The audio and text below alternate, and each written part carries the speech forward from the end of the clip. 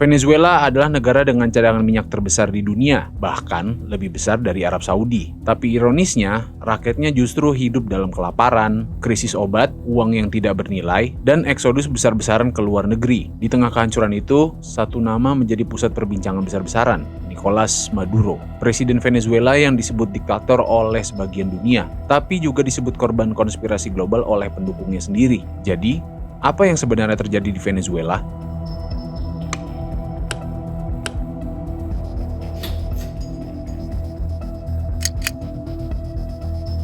Nicolas Maduro bukanlah figur elit klasik. Ia berasal dari kelas pekerja, pernah menjadi sopir bus, dan aktif sebagai pemimpin serikat buruh.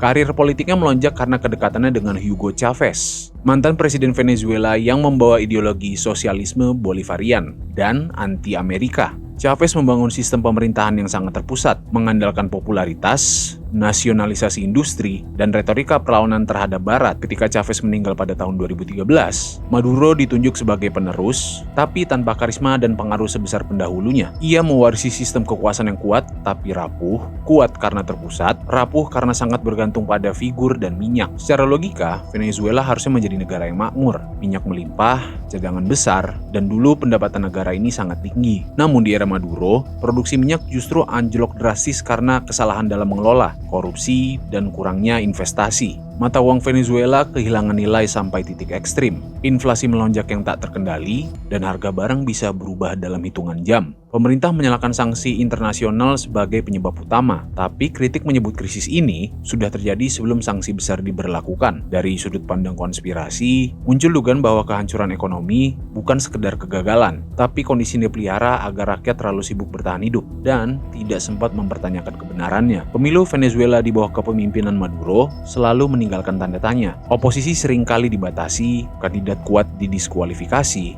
media dikontrol negara, dan lembaga pemilu dianggap tidak independen. Hasil pemilu seringkali diumumkan tanpa transparansi penuh, memicu penolakan dari oposisi dan negara-negara barat. Pemerintah menyebut penolakan itu sebagai bentuk campur tangan asing. Namun bagi banyak pengamat, pemilu di Venezuela lebih mirip alat legitimasi kekuasaan daripada mekanisme demokrasi. Dalam narasi konspirasi, pemilu hanya menjadi sebuah formalitas, sebuah panggung untuk menunjukkan sebuah kemenangan yang sudah diatur sejak awal. Salah satu kunci bertahannya Maduro adalah militer. Banyak jabatan strategis pemerintahan diisi oleh petinggi militer yang setia pada rezim. Militer tidak hanya menjaga keamanan, tapi juga terlibat dalam distribusi pangan, minyak, dan sektor ekonomi lain.